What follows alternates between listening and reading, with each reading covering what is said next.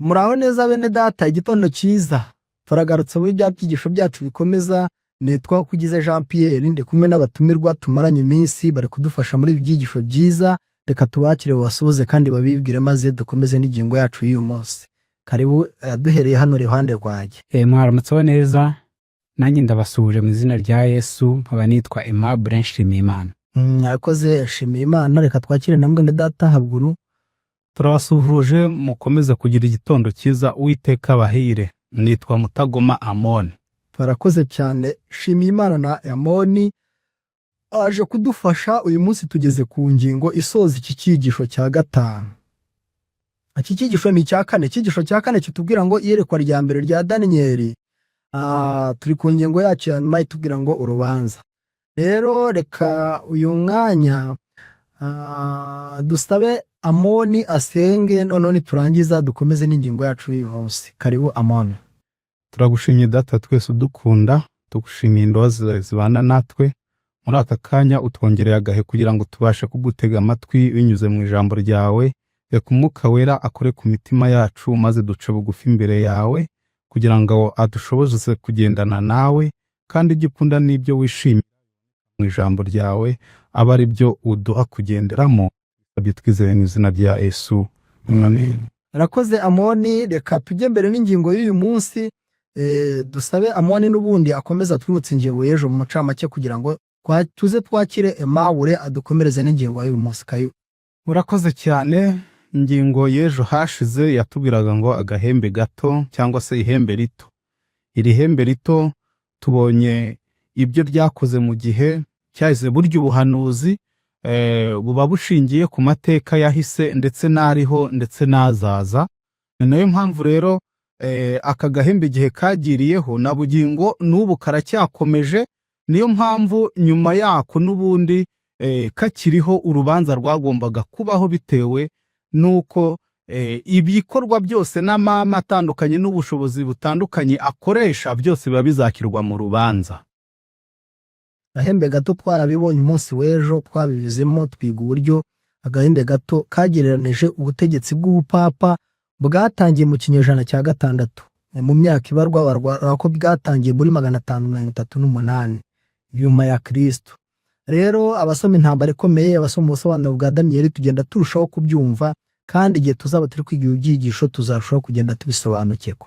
Noneho reka dusabe mwene data Aimable atwigisha ingingo yacu y'uyu munsi. Ni karibu Aimable. Urakoze cyane. Ingingo y'uyu munsi wa gatanu iravuga ngo urubanza. Urubanza ngo rwagombaga guheruka ubutegetsi bw'agahembe gato. Agahembe gato twabonye ko agereranya ubupapa, twabonye ko bwarenganyije abera bisunga byose, ukabarenganya pe. Igihe cyagenwe bwari kubikora, ubuhanuzi bivuga neza byahishuwe kiko cyagomba kubikora mu myaka 1260. Ariko nkuko Yesu Kristo abihanuye mu Mateyo 24, Imana yagabanyijeho. Byagomba kuranya mu 844, ariko ako karengane ko nibwo urubanza rwatangiye mu 844. Ariko kubw'amahirwe niko nabivuga, cyangwa se bw'uko Imana yagabanyije kuri icyo gihe, byaje kuranya mu 798 nibwo Abafaransa, ingabo z'Ubufaransa zafashe papa ziramufunga. Ya nyamaswa ikomereka uruguma rwica. Iki gihe bwabaye nk'ucitse intege. Icyo gihe nibwo cyagiye cy'akarengane cyangwa se bya bihe byabwo bwidegembyaga bakora ibyo bashaka, nibwo byakomokora. Mu 1798 icyitwa impinduramatwara mu Bufaransa, ibyavugwaho revolution mu Bufaransa, nibwo ubupapa bwaciwe intege. Yego. Niyo wabaritse umudendezo w'Abakristo. W'Abakristo. Yego. Yego.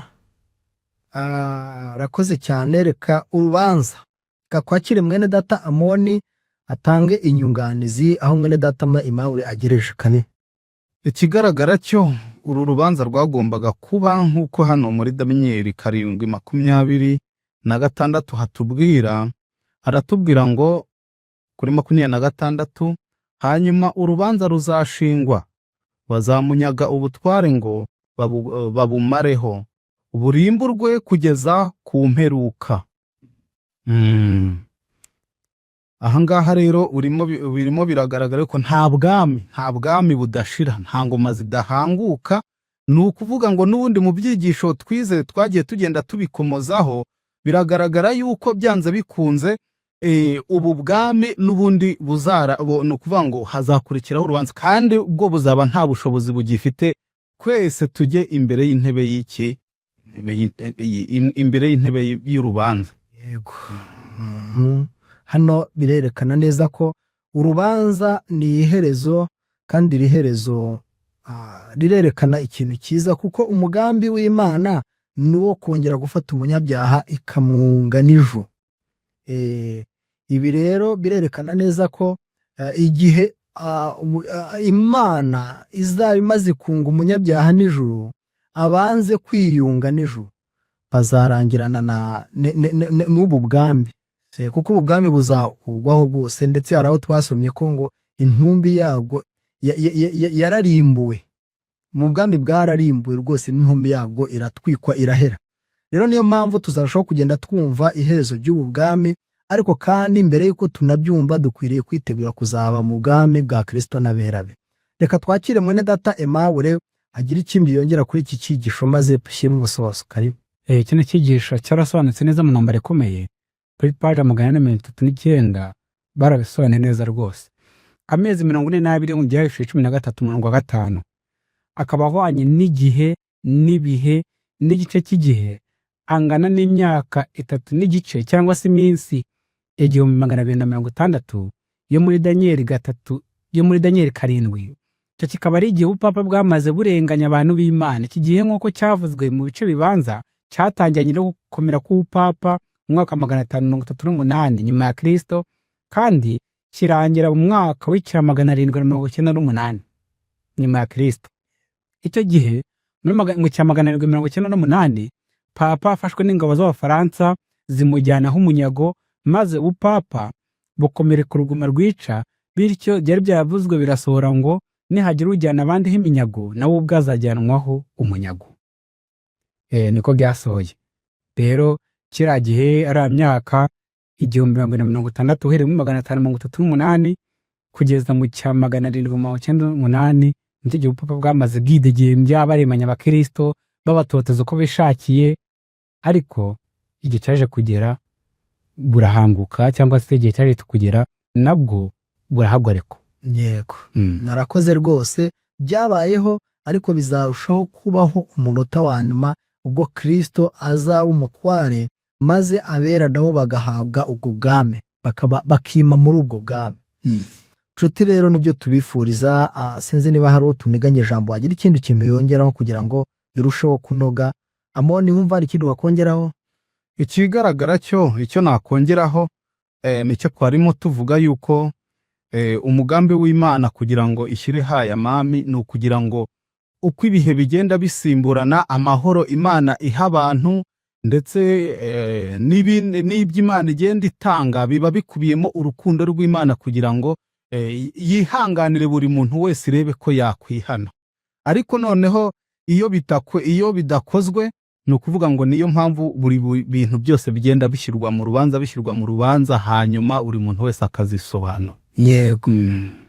Ahajya rwose nibyo, kandi turi kuzirikana neza yuko uru rubanza nubwo rwatangiriye mu basinziriye, ubu ngubu rukarugeza mu bariho, umuntu wese akwiye kwitegura uru rubanza, kuko kugira ngo izina ryawe nirigerwaho rwose uzabone ko narakora nziza. Urubanza ntitwahita turukinisha. Urubanza ni ikintu gikomeye cyane. Uzi ko mu rubanza ubona umuntu w'umugabo agatitira imbere y'umucamanza, kandi hano mu isi, ari hano ku isi, akabura ikintu avuga. Ese twebwe umucamanza uzi byose ari we Imana, twavuga iki? Izagenda iki? N'igihe rero cyo kwigurira Kristo kugira ngo azatubere umwavoka, azatubere umuvugizi, abasha kudutsindishiriza mu izina rya Yesu. Urakoze cyane. Buriya ngo niyo Yesu atuburana nta bindi aburanisha, nuko yemera ibyaha. Navuga ati yakoze ibyaha, ariko nashusha amaraso ku musaraba kubwe. Urubanza rero ni intsinzi iheruka y'intambara ya Kristo na Satani, kandi ku iherezo Satani azatsindwa, niwiga neza iyi ngingo izabikubwira. Rero nshuti, igihe Satani azaba atsinzwe, umugambi w'Imana wakatanga ka mbere w'icyo yaremeye umuntu ukagerwaho, nshuti, njye nawe tuzagira amahirwe yo kuba muri uwo mugabane. Nibyo tubifuriza mu izina rya Yesu. Amen.